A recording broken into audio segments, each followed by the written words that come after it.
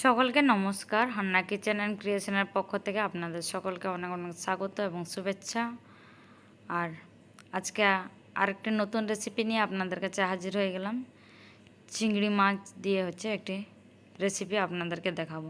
তো চলুন, এখানে কি কি লাগছে আমি আপনাদেরকে দেখিয়ে দিই।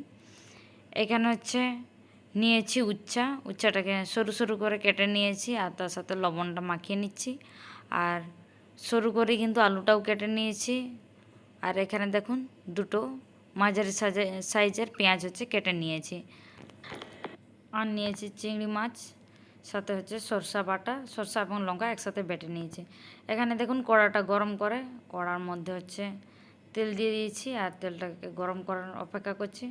আর তেলটা গরম হয়ে গেলে এর মধ্যে নুন মেখে যে রেখেছিলাম উচ্চাটা, সেটাকে দিয়ে দিব। আর সেটা দিয়ে এখন একটু ভেজে নেব। এটার মধ্যে অল্প একটু হলুদও দিব। হলুদ দিয়ে কিছুক্ষণ ভেজে নেব।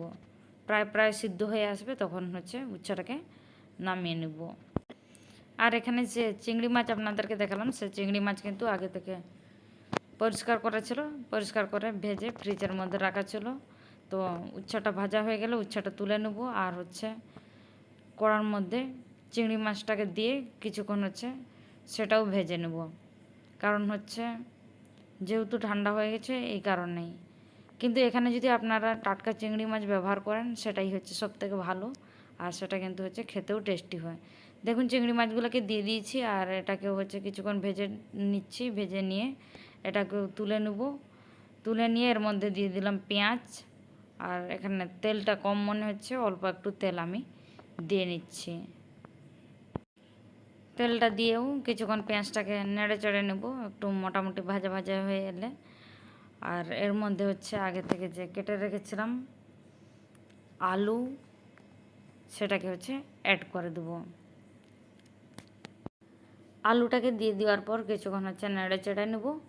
আর নেড়ে চেড়ে নিয়ে এটাকে কিছুক্ষণের জন্য ঢাকিয়ে রাখবো। আর উপরে আমি 2 চামচ মতো হলুদ দিয়ে দিচ্ছি। হলুদটা দিয়ে ঘাঁটবো না, কারণ হলুদটা দিয়ে ঘাঁটলেও হতো, কিন্তু না ঘাঁটাই ভালো। কারণ আলুগুলো বসে যাবে, এই কারণে ঘাঁটছি না, এমনি জাস্ট ঢাকিয়ে রেখে দিচ্ছি।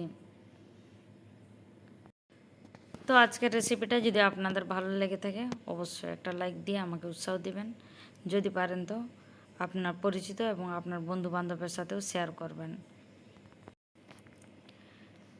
এটাকে কিছুক্ষণ ঢাকিয়ে রেখেছিলাম, আর শুকিয়ে আসছে, যার জন্য এর মধ্যে দিয়ে দিব আগে থেকে বেটে রাখা সরষা আর লঙ্কা। আর এগুলা দেওয়ার সাথে সাথে পরিমাণ মতো জল দিয়ে দিব, যার ফলে আলুটা যেন সুন্দরভাবে সিদ্ধ হয়ে যায়। আলুটা প্রায় 80% মতো সিদ্ধ হয়ে আসবে। আর সে সময় আগে থেকে যে ভেজে রেখেছিলাম উচ্ছা এবং চিংড়ি মাছ, সে চিংড়ি মাছ উচ্ছাকে কিন্তু এখানে অ্যাড করে দেবো। চিংড়ি মাছ আর উচ্ছাকে দিয়ে কিছুক্ষণ ফুটাবো, কারণ আলুটা কিন্তু এখনও পর্যন্ত ঠিকভাবে সিদ্ধ হয়নি। আলু যতক্ষণ না সিদ্ধ হচ্ছে আমরা তার জন্য অপেক্ষা করব। দেখুন আমি চিংড়ি মাছ এবং উচ্ছা দিয়ে দিয়েছি। আর এটাকে আমরা অপেক্ষা করব সিদ্ধ হওয়ার জন্য। দেখুন কিছুক্ষণ ধরে ফুটিয়ে নিয়েছি, আর ফুটিয়ে নেওয়ার ফলে আলুটাও সিদ্ধ হয়ে গেছে। আর এখন এটাকে নামানোর পালা। আর নামিয়ে আপনাদেরকে দেখাচ্ছি। আর যদি আজকের রেসিপি আপনাদের ভালো লেগে থাকে, অবশ্যই আমার পাশে থাকবেন এবং আমাকে উৎসাহ দেবেন, যার ফলে যেন আমি আপনাদের জন্য আরও নতুন ভিডিও করতে পারি। ধন্যবাদ সকলকে।